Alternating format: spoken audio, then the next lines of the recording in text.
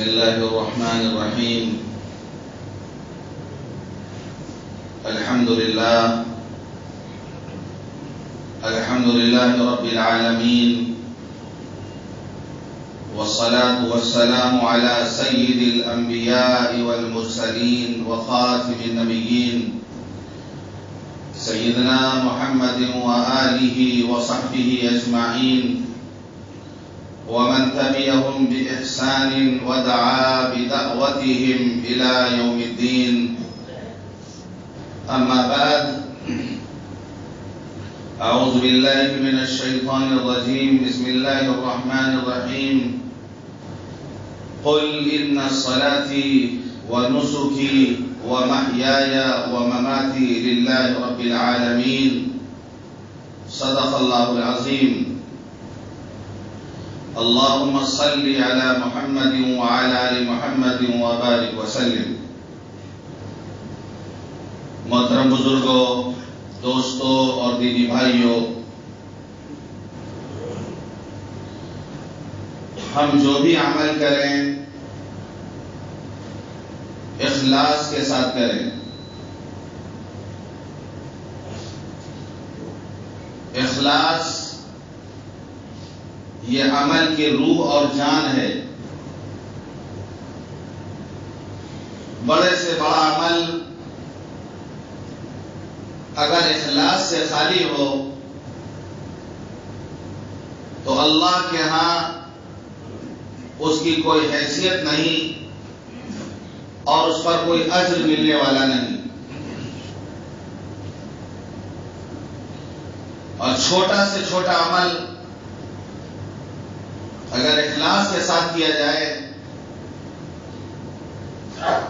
تو اللہ کے ہاں اس کی قدر و قیمت ہے اور اس پر اجر و ثواب ملتا ہے. اللہ فرماتا ہے قل ان صلاتي ونسكي ومحياي ومماتي لله رب العالمين. اے نبی آپ کہہ دیجئے، کہ میری نماز، میری قربانی، میرا جینا، میرا مرنا اللہ کے لیے ہے. میری نماز، میری قربانی، میرا جینا، میرا مرنا اللہ کے لیے ہے جو رب العالمین ہے.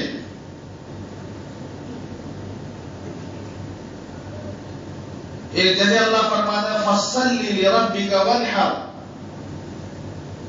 نماز پڑھو اپنے رب کے لیے اور قربانی کرو. فَصَلِّ لِرَبِّكَ وَانْحَرْ. نماز پڑھو اپنے رب کے لیے اور قربانی کرو اپنے رب کے لیے. یہ بقرعید کا موقع ہے، قربانی کی تیاری ہو رہی، جانوروں کی خریداری ہو رہی، اچھے سے اچھا، مہنگے سے مہنگا، قیمتی سے قیمتی لوگ جانور لے کر کے آ رہے ہیں. یہ جذبہ بہت اچھا جذبہ ہے. عمدہ سے عمدہ جانور کی قربانی ہونی چاہیے، لیکن ساتھ ہی ساتھ ہمیں ان آیتوں پر بھی نظر رکھنی چاہیے جن میں اللہ کا مطالبہ یہ ہے کہ قربانی یہ اللہ کے لیے ہو، دکھاوے کے لیے نہ ہو، ریاکاری کے لیے نہ ہو. کیونکہ ہماری نماز، ہماری قربانی، ہمارا جینا، ہمارا مرنا سب اللہ کے لیے ہے. یہی تو فرق ہے مومن میں اور مشرک میں.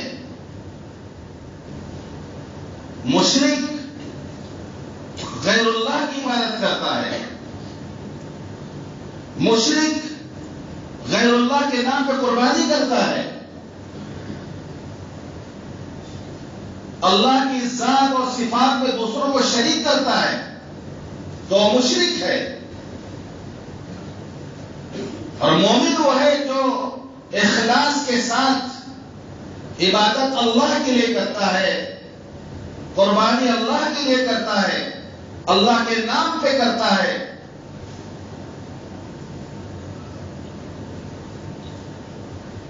اور ایک حدیث پاک میں آتا ہے چھوٹا شرک ہوتا ہے، الشرک الاصغر، چھوٹا شرک. آپ نے فرمایا ان اخوف ما اخاف علیکم الشرک الاصغر، مجھے تم پر سب سے زیادہ ڈر کس بات کا ہے وہ یہ ہے کہ کہیں تم شرک اصغر میں مبتلا نہ ہو جاؤ. صحابہ نے پوچھا اللہ کے رسول یہ شرک اصغر کیا ہے؟ آپ نے فرمایا الریا، دکھاوا. دکھاوے کو بھی شرک کہا گیا کیونکہ دکھاوے میں آدمی اللہ کے ساتھ دوسروں کو شریک کرتا ہے، رشتے داروں کو شریک کرتا ہے، محلے والوں کو شریک کرتا ہے، دوست احباب کو شریک کرتا ہے، تو یہ شرک اصغر ہے. آپ نے فرمایا من صلی یرائی فقد اشرک، جس نے دکھاوے کے لیے نماز پڑھی اس نے شرک کیا.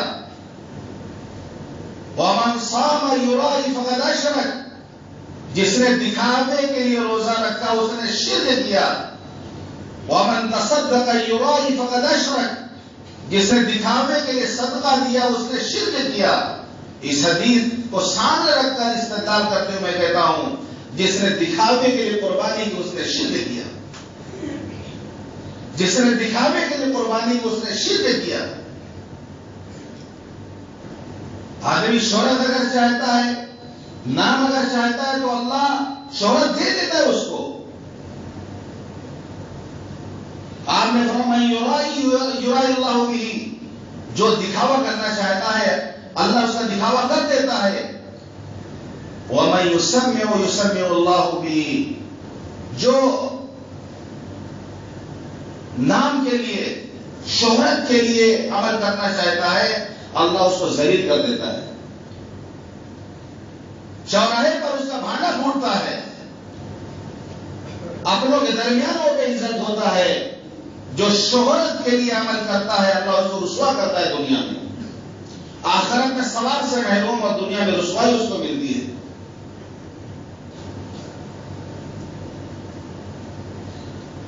حدیث قدسی ہے،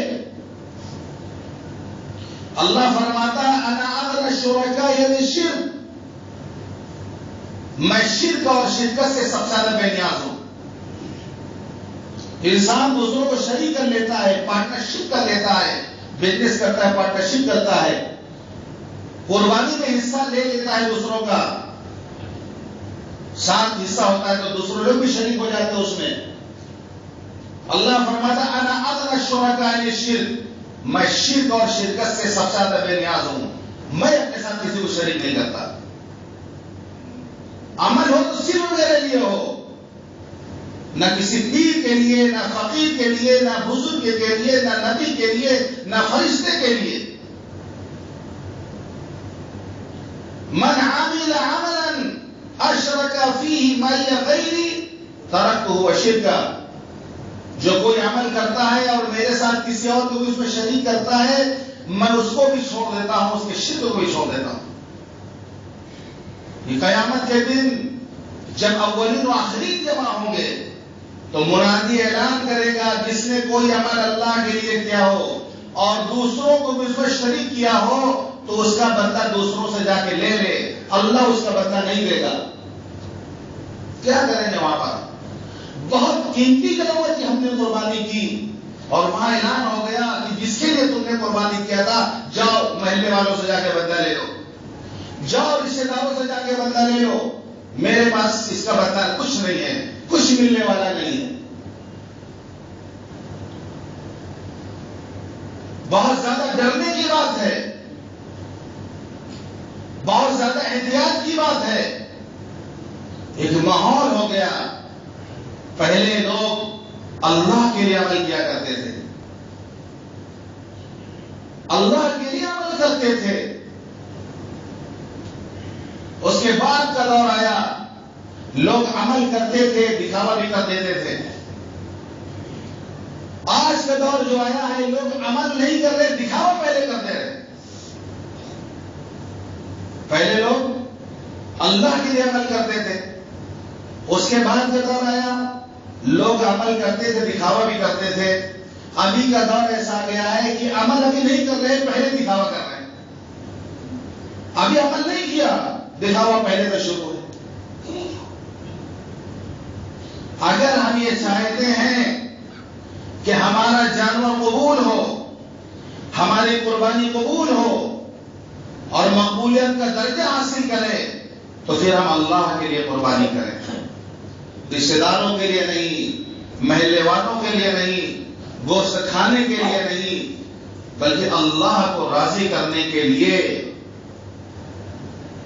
ورنہ اگر یہ جانور جو ذبح کرتے ہیں دکھاوے کے لیے، اگر کسی کی نیت دکھاوے کی ہو جائے اور اس جانور کو اللہ زبان دے دے بولنے کی، جو جانور ہم سے سوال کرے کہ اے انسان، میں تو اللہ کی رضا کے لیے قربان کرنے آیا تھا، تو نے دکھاوے کے لیے مجھے قربان کیا، تجھے ثواب بھی نہیں ملا، میری جان بھی تو نے لے لی، کیا حق بنتا ہے تیرا؟ میں اپنے گھر والوں میں خوش تھا، اپنے کنبہ قبیلے میں خوش تھا، تو نے مجھے ذبح کیا، ثواب بھی نہیں ملا، ثواب سے بھی محروم رہا اور میری جان بھی تو ملی.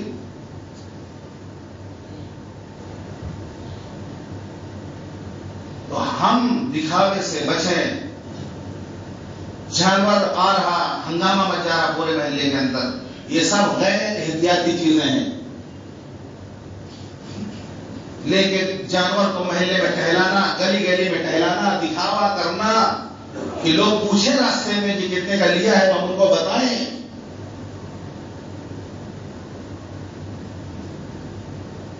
یہ سب غیر احتیاطی چیزیں ہیں. قربانی ہم کریں احتیاط کے ساتھ کریں،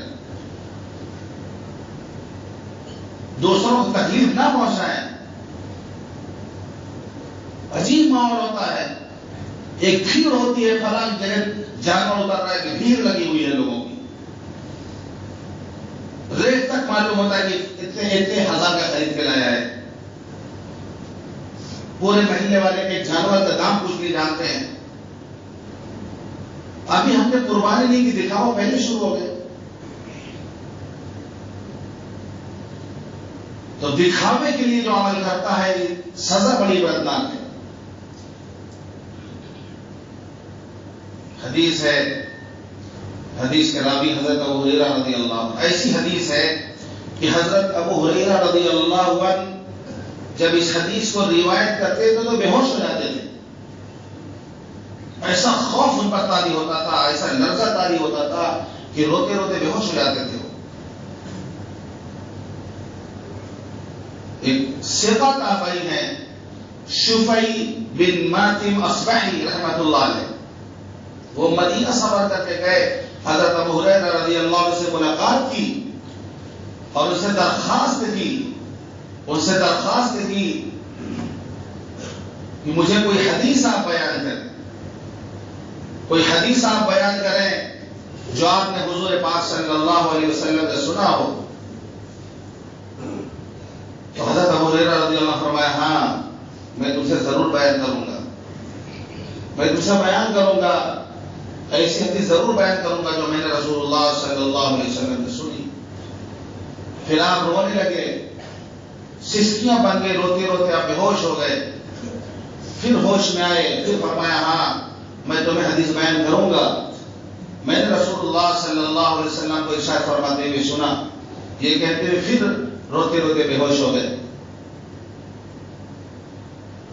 پھر ہوش میں آئے، پھر فرمایا میں تم سے حدیث بیان کروں گا جو میں نے رسول اللہ صلی اللہ علیہ وسلم سے سنا. اور پھر روتے روتے بے ہوش ہو گئے. جب ہوش آیا تو پھر فرمایا کہ رسول اللہ صلی اللہ علیہ وسلم کے فرماتے ہوئے سنا. حدیث کا مفہوم یہ ہے کہ قیامت کے دن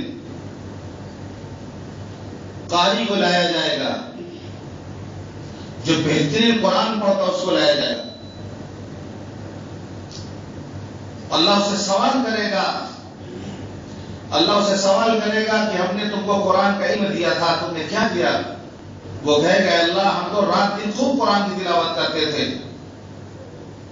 اللہ فرمائے گا تم نے دکھاوے کے لیے کیا تھا، اس لیے کیا تھا تاکہ لوگ تمہاری قرأت کو سن کر تمہاری تعریف کریں، تمہیں قاری کہیں. تم نے جھوٹ کہا، فرشتے بھی کہیں گے تم نے جھوٹ کہا، تم نے تو دکھاوے کے لیے تلاوت کیا تھا. جو تم چاہتے وہ چیز تم کو مل گئی. شرط چاہتے تھے، نام چاہتے تھے، عزت چاہتے تھے، وہ چیز تم کو دنیا میں مل گئی. مالدار کو لایا جائے گا، اللہ اس سے پوچھے گا کہ ہم نے تو مال دیا تھا، کیا کیا تم نے؟ وہ کہے گا اللہ میں خوب صدقہ کیا، خوب تیرے راستے میں خرچ کیا. اللہ فرمائے گا تو جھوٹ بولتا ہے. فرشتے فرمائیں گے تو جھوٹا ہے، تو نے مال اس لیے خرچ کیا تاکہ تیری تعریف ہو، لوگ تجھے سخی کہیں، تاکہ تیری سخاوت کی شہرت ہو. تو نے نام کے لیے کیا ہے، جس کے لیے تو نے اکرام کیا وہ چیز تجھے مل گئی ہے. دنیا میں بہت نام ہو گیا، بہت شہرت مل گئی. شہید کو لایا جائے گا، اللہ اس سے پوچھے گا کہ ہم نے تم کو زندگی دی تھی، یہ جان دی تھی.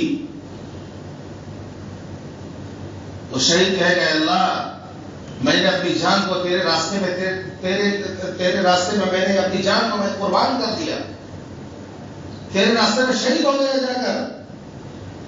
اللہ فرمائے گا تو نے جھوٹ کہا ہے. فرشتے کہیں گے تو نے جھوٹ کہا ہے، تو نے اس لیے جہاد کیا تھا، اس لیے جنگ کے میدان میں گیا تھا تاکہ وہ تجھے بہادر کہیں. بہادری کے نام پہ تو گیا تھا، تو تیرے نام کا چرچا ہو چکا، تجھے جو عزت ملنی تھی مل چکی.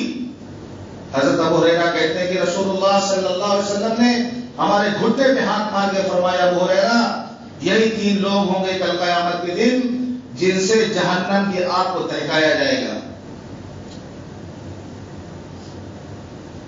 جب یہ حدیث حضرت امیر معاویہ رضی اللہ عنہ کے سامنے بیان کی گئی، اتنا روئے کہ لگتا ان کا دم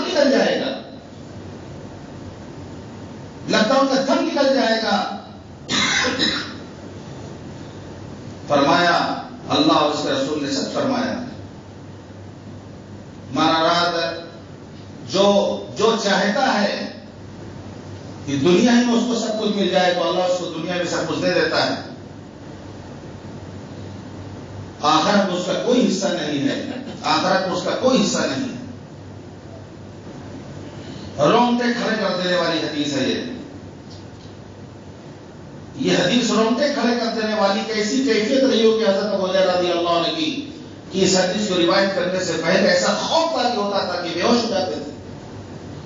حضرت امیر معاویہ رضی اللہ حدیث سن کے فرمایا اللہ اکبر، جب ان لوگوں کا یہ حال ہوگا، قاری کا، سخی کا، شہید کا جب یہ حال ہوگا تو پھر اوروں کا کیا حال ہوگا؟ تو ایسا نہیں ہے، ریاکاری ہوگی تو اللہ کے عذاب بھی ملے گا اس پر. دنیا میں رسوائی ہے، آخرت میں عذاب ہے. اور اگر اخلاص کے ساتھ عمل کیا جائے، اللہ کو راضی کرنے کے لیے عمل کیا جائے تو دنیا میں بھی اس کا فائدہ ملتا ہے، اس کی برکت حاصل ہوتی ہے، اور آخرت میں بھی اس کا ثواب ملے گا، اس پر اجر ملے گا. 3 آدمیوں کا واقعہ آتا ہے، بخاری اور مسلم کی روایت ہے کہ 3 شخص کہیں جا رہے تھے، بارش ہونے لگی، غار میں پناہ لینے کے لیے وہ گئے. پہاڑ میں غار ہوتا ہے، غار میں پناہ لینے کے لیے جب وہ گئے تو پہاڑ پر سے پتھر چٹان آئی ٹوٹ کر اور غار کا منہ بند ہو گیا اس سے. اب یہ لوگ نکلے تو باہر کیسے نکلیں؟ نکلنے کوئی راستہ نہیں. اب اندر پھنسے ہوئے تینوں آپس میں کہنے لگے اپنے اپنے عمل کو یاد کرو جو تم نے اللہ کے لیے کیا ہو. اپنے اپنے عمل کو یاد کرو جو تم نے اللہ کے لیے کیا ہو اور اس عمل کا واسطہ دے کر اللہ سے دعا کرو. ایک نے کہا ہے اللہ میرے بوڑھے ماں باپ تھے, میں بکریاں چرائے کرتا تھا, میرے چھوٹے چھوٹے بچے تھے, میرا معمول تھا کہ میں شام کو آتا بکریاں دھوتا, سب سے پہلے ماں باپ کو دودھ پلاتا, اس کے بعد اپنے بھی بچوں کو پلاتا. ایک دن دور نکل گیا, میں آنے میں تاخیر ہو گئی. جب میں واپس آیا تو میرے ماں باپ سو چکے تھے. میں نے دودھ دہا, دودھ کا پیالہ لے جا کر ان کے پاس کھڑا ہو گیا. میں نے ان کو جگایا نہیں کہ ان کی نیند خراب ہوگی. ان کے جاگنے کا میں انتظار کر رہا تھا. دودھ کا پیالہ میرے ہاتھوں میں تھا, میرے بچے بھوک سے بلک رہے تھے, لیکن میں نے اپنے والدین سے پہلے اپنے بچوں کو دودھ پلانا گوارا نہیں کیا. یہاں تک کہ صبح ہو گئی, یہاں تک کہ صبح ہو گئی, والدین سو رہے, بچے بلک رہے, دودھ کا پیالہ ہاتھ میں. اگر میں نے تیری رضا کے لیے کام کیا ہے تو اس مصیبت سے ہمیں نجات دے دے. تو چٹان تھوڑی سی کھسکی کی روشنی آنے لگی, چٹان تھوڑی سی سرک گئی, روشنی آنے لگی. دوسرے نے کہا اے اللہ میری چچا زاد بہن تھی, میں اسے بہت محبت کرتا تھا, میں اس پر قابو پانا چاہتا تھا. اسے شرط لگائی تھی کہ 100 اشرفیاں لا کر کے دو. میں نے کمانا شروع کیا, بڑی مشکل سے 100 اشرفیاں میں نے اکٹھا کی اور لے جا کے اس کے پاس گیا. اور جب میں اس پر قابو پا لیا تو اس نے کہا کہ اللہ سے ڈر, حرام طریقے سے استعمال نہ کر. جیسے اس نے تیرا نام لیا میں فوراً ہٹ گیا وہاں سے, میں فوراً ہٹ گیا. اے اللہ اگر یہ عمل میں نے تیری رضا کے لیے کیا تو اس مصیبت سے ہمیں نجات دے دے. تو شیطان تھوڑی سی اور کھسک گئی. تیسرے نے کہا اللہ میں نے کچھ مزدوروں کو کام کے لیے رکھا تھا, سب کو میں نے مزدوری دے دی تھی. ایک مزدور تھا جو بغیر مزدوری لیے چلا گیا, اس کی جو مزدوری تھی اس کو میں نے بزنس میں لگا دیا. یہاں تک کہ خوب برکت ہوئی, بے شمار جانور ہو گئے, بہت سارے جانور, پورا ریوڑ تیار ہو گیا. کئی سالوں کے بعد واپس آتا ہے اور کہتا ہے اللہ کے بندے ہماری مزدوری ہمیں دے دے. میں نے کہا یہ سارا جانور جو اپنے سامنے تم دیکھ رہے ہو لے جاؤ اس کو سب. اس نے کہا کہ کیوں مذاق کر رہے ہو, میں تو صرف اپنی مزدوری مانگ رہا ہوں, میری مزدوری دے دو. اس نے کہا ایسا تمہاری مزدوری ہے, یہ سب تیری مزدوری ہے, سارے جانور اپنے ساتھ لے کے چلے جاؤ. روایت میں آتا ہے وہ اللہ کا بندہ سارے جانور اپنے ساتھ لے کے چلا, ایک جانور نہیں چھوڑا اس نے, سارے جانور بھگا کے لے کے چلا گیا, ایک جانور نہیں چھوڑا اس نے. لیکن یہ بھی ایسا مخلص کہ اس نے کچھ نہیں کہا, وہ لے کے چلا گیا. تو اس نے کہا اللہ اگر یہ عمل میں نے تیری رضا کے لیے کیا ہو تو اس مصیبت سے ہمیں نجات دے دے.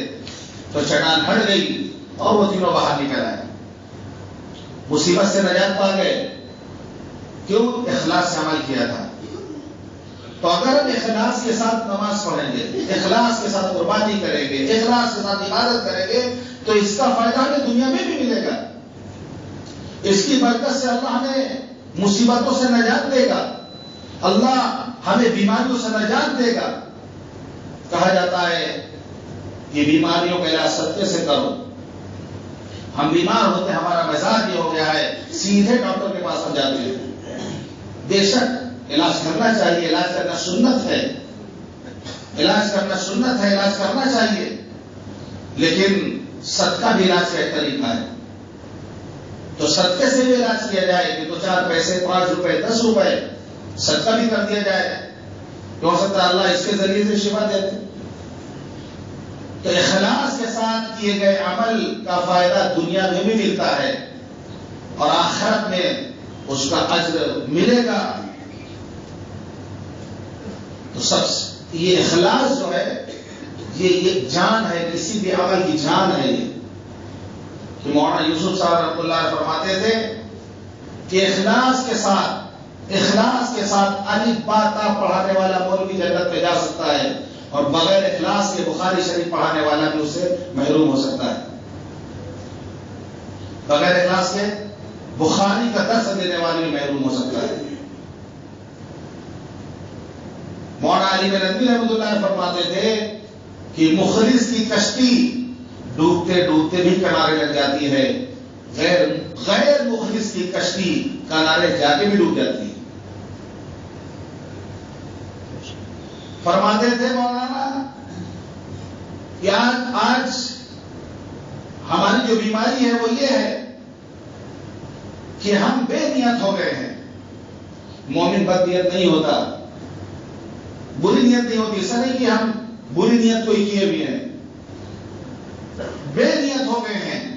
یہاں تک کہ کوئی نیت ہی نہیں کر رہے ہیں، بڑے سے بڑا عمل کرتے کوئی نیت نہیں، بس لوگ کر رہے ہیں ہم بھی کر رہے ہیں، لوگ جا رہے ہیں ہم بھی جا رہے ہیں، لوگ قربانی کر رہے ہیں ہم بھی کر رہے ہیں. کوئی نیت ہی نہیں کی ہم نے اس میں، حالانکہ ہماری نیت کوئی نہیں ہے، بد نیت ہم نہیں ہے لیکن بے نیت ہے. تو نیت ضروری ہے. وضو کرنے سے پہلے نیت کریں. آپ وضو کیوں کرنے جا رہے ہیں؟ نماز سے پہلے نیت کریں. تو ہر جگہ نیت ہے کہ کیوں کرنے جا رہے ہیں عمل آپ.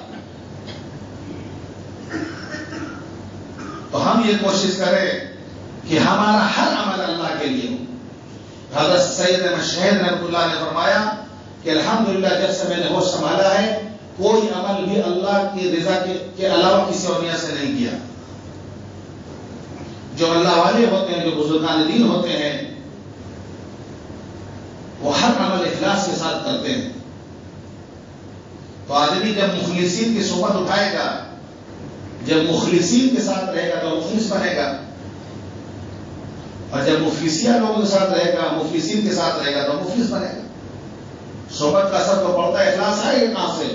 مخلصین کے پاس جانے سے آئے گا. کہ ان کے ہر وقت استحضار اللہ کی طرف، استحضار ہر کام کی نسبت اللہ کی طرف. ہم لوگوں نے دیکھا حضرت مولانا علی بن ندوی رحمۃ اللہ علیہ کو کوئی بھی تذکرہ ہوتا فوراً اللہ کی طرف نسبت کرتے. مثال کے طور پر کعبے کی چابی ملی مولانا کو دروازہ تالا کھولنے کے لیے، بڑا شرف تھا، بڑی عزت کی بات تھی. ہم جیسا کوئی مولوی یا اور کوئی مولوی ہوتا، واپس آنے کے بعد تو کتنے لوگ جاتے استقبال میں خالی، اور کتنا نعرہ لگتا اس پر، اور جو ہے ہر اخبار میں تذکرہ ہوتا اس کا. مولانا واپس سفر سے آئے، مجلس لگی ہوئی تھی، لوگوں کو انتظار تھا شاید کچھ مولانا بتائیں گے. کوئی تذکرہ ہی نہیں کیا مولانا نے، کوئی تذکرہ نہیں کیا. کسی نے پوچھا حضرت وہ چابی آپ کو ملی تھی تالا کھولنے کے لیے؟ تو فرمایا میں اس لائق نہیں تھا، یہ اللہ کے فضل سے ہوا. میں اس لائق نہیں تھا، یہ اللہ کے فضل سے ہوا. فوراً اللہ کی طرف نسبت کرنا. حضرت آپ نے فلاں کتاب لکھی ہے؟ میں نے نہیں، اللہ نے لکھوائی ہے. میری کیا حیثیت تھی؟ میری کیا حیثیت تھی؟ وہ اللہ نے توفیق دیا، اللہ نے لکھوائی ہے. یہ ہوتا ہے ہمیں اور ان میں فرق. ہم تو فوراً اظہار کیا، میں نے تو کیا ہے، ہم نے تو کیا ہے، ہم نے ایسا کیا ہے، ہماری وجہ سے ایسا ہوا ہے. جو میں کرتی، میں بکری کرتی ہے، قربانی جب ذبح ہو جاتی ہے ساری میں نکل جاتی ہے اس کی. پھر اس کی جو اوجھڑی ہوتی ہے،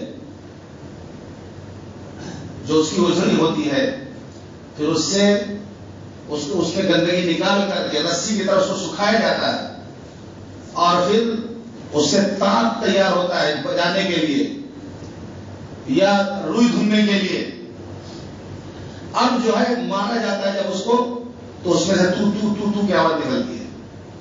تو پہلے وہی میں کرتی تھی، لیکن جب ذبح ہو گئی، وجود ختم ہو گیا، اب تو کی آواز نکل اس میں سے.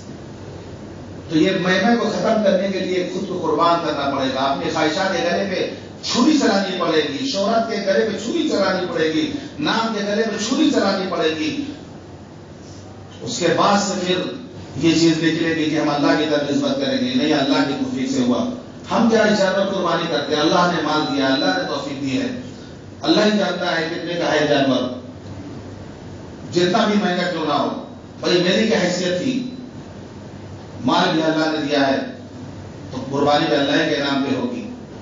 تو اخلاص کے ساتھ ہم قربانی کریں، احتیاط کے ساتھ ہم قربانی کریں۔ اللہ تعالی ہم سب کو پہلے سنت زیادہ عمل کرنے کو توفیق عطا فرمائے۔ وآخر دعوانا الحمدللہ۔